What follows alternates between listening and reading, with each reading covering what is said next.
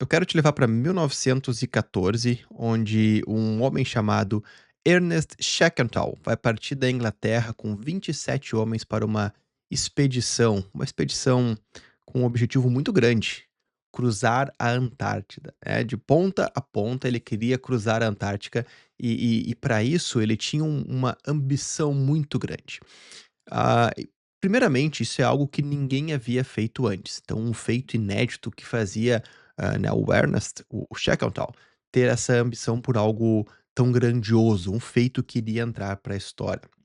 O navio que vai conduzir, ele nessa expedição, iniciar a expedição, se chama Endurance. E tem um livro espetacular sobre essa expedição que eu recomendo muito, é uma leitura muito boa e, inclusive, uma leitura bem impressionante. Foi uma leitura que me impressionou pela história do que aconteceu.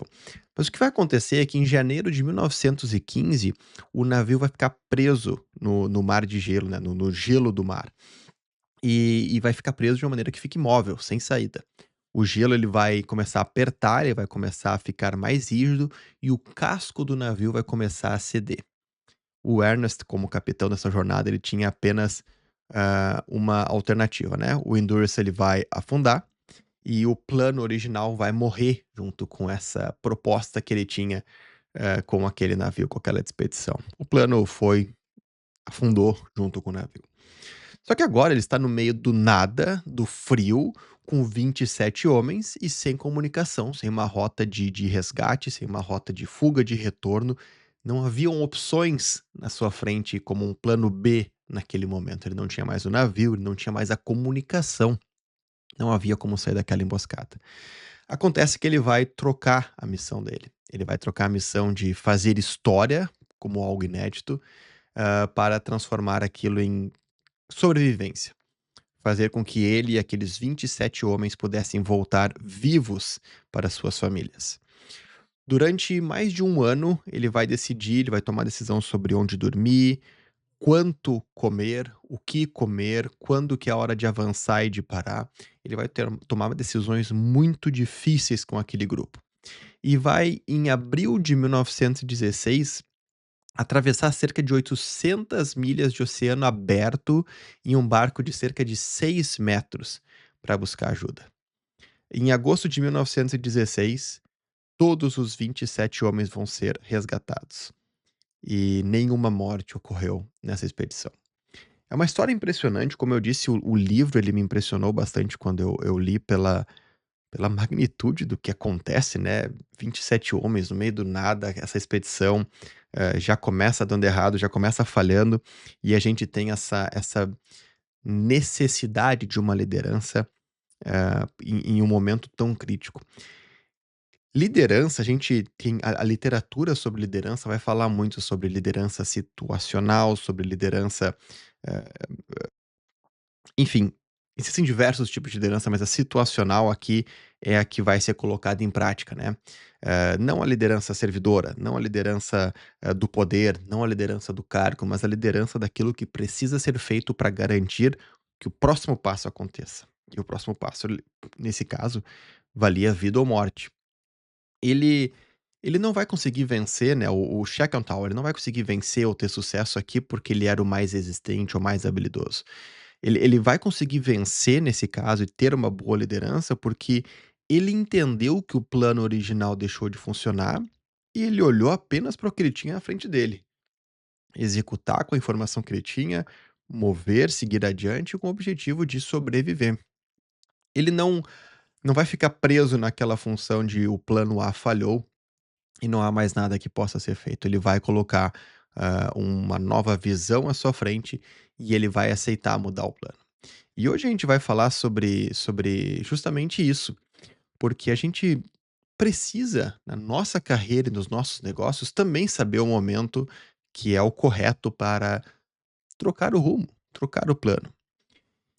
E a pergunta que eu quero fazer aqui, fazer uma reflexão com você é: e e e se o problema da falta de performance for justamente o excesso de informação para performar melhor? Essa é uma reflexão muito interessante quando a gente começa olhando para essa história impressionante do Endurance e dessa expedição, porque A gente vive um momento muito perigoso onde os planos eles mudam constantemente. Só que não apenas mudam constantemente, como a expectativa em cima das pessoas executando o plano, que são parte do plano, que estão liderando o plano, mudam também constantemente. E o mercado vai valorizar, obviamente, quem entrega mais, quem entrega sempre, entrega com constância. Só que essa ideia de alta performance virou praticamente uma identidade. E essa identidade precisa, ou pelo menos é essa impressão que o mercado passa, precisa estar constantemente conectada com aquele profissional, conosco, né, enraizada naquilo que a gente faz para entregar mais, entregar melhor, bater a meta, aí a meta aumenta, a gente precisa bater aquela nova meta. O problema é que esse padrão ele vai ignorar uma realidade biológica muito básica, a de que o ser humano não consegue ter uma constância de alta performance e motivacional sempre. Isso a gente basta olhar para os esportes, para a gente conseguir entender o lado biológico com mais intensidade. Todo atleta que coloca uma intensidade muito grande por um longo período de tempo, acaba passando por lesões. É por isso que a gente tem as temporadas. A gente tem as temporadas onde os jogos, dependendo do esporte, ou a competição, ela fica mais acirrada.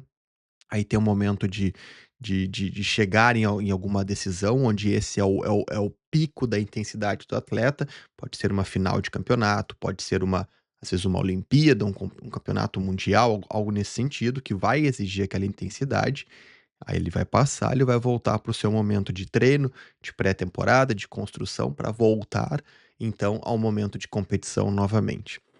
Pegando o futebol, que é o exemplo como brasileiro que para mim é mais fácil, a gente vê isso quando os jogadores têm uma agenda de jogos muito cheias. Os treinadores falam sobre isso o tempo todo. Jogo na quarta e jogo no domingo, jogo na quarta, jogo no domingo, jogo na quarta, jogo no domingo, todos os jogos são decisivos, todos os jogos são importantes. O que que acontece com os jogadores? Começam a se machucar, começa a ter muita lesão nas equipes.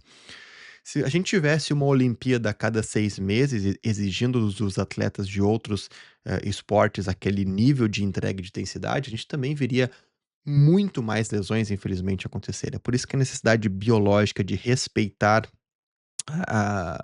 o nosso corpo e também a nossa mente é tão importante. Qual é o problema? Quando se trata do corpo, quando se trata da saúde física, é mais visível e, portanto, um pouquinho mais fácil de mostrar que algo não está dando certo. A lesão, a falta de performance física visível. Porém, para os trabalhadores do conhecimento, isso é muito mais difícil.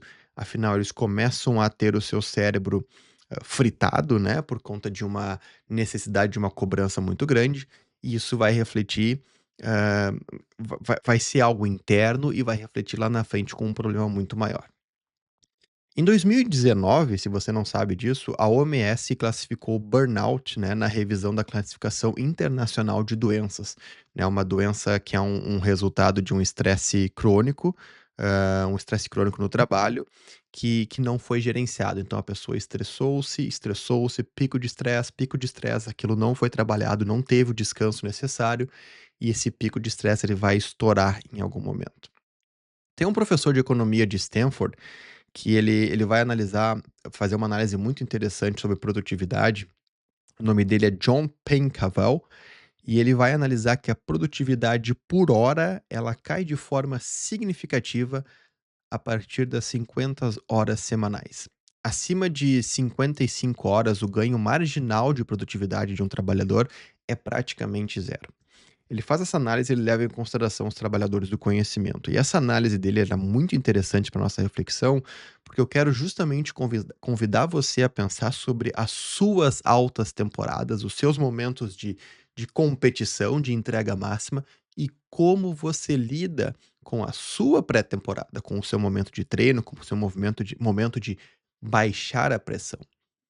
Que quem trabalha, por exemplo, com conhecimento, com o cérebro constantemente, vai ter um problema muito grande em cima disso, que é entender qual é o momento da entrega alta, porque ela é necessária e essa minha fala aqui, esse tema que eu trago para reflexão, ele não é uma ode a trabalhar menos por semana, diminuir as horas semanais, não é especificamente sobre isso, tá? Essa é outra discussão, outro debate.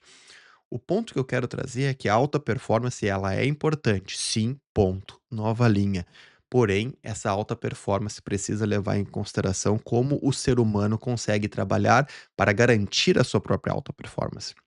Se você é um gestor e você não entende isso, e você exige da sua equipe alta performance constante ao longo de uma semana intensa de trabalho de entrega e você não gerencia esses momentos de picos altos e momentos de picos baixos, que são importantes também para a performance de um trabalhador e de uma equipe, você corre um grande risco de ter a sua equipe saindo por motivos de doenças mentais.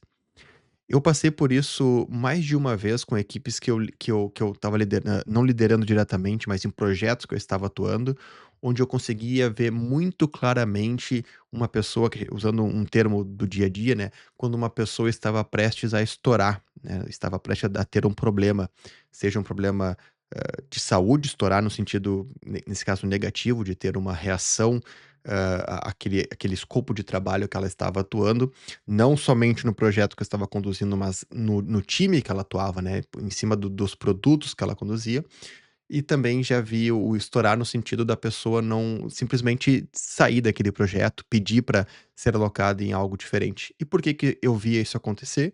Simplesmente porque as demandas e expectativas que se tinha em um projeto, e no caso como gerente de projetos eu tinha uma única visão daquelas pessoas envolvidas, elas também estavam envolvidas em outros 12, 15, às vezes mais de 20 projetos. Todos eles com a sua expectativa de uma certa performance. Isso não significa que o projeto A ou o projeto B estava exigindo daquela pessoa mais do que deveria exigir. Acontece que ela estava envolvida em um contexto tão grande de informações de projetos diferentes que o cérebro dela não conseguia lidar com aquela necessidade de alta performance constante. Isso é biológico.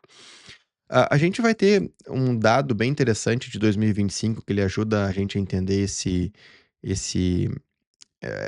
entender um pouquinho melhor essa reflexão, que é a da Microsoft Work Trend Index. É de 2025, ele fez uma análise com 31.000 trabalhadores de 31 países diferentes, e 68% desses trabalhadores, dessa pesquisa vão dizer que não tem tempo suficiente para focar no seu trabalho durante o dia.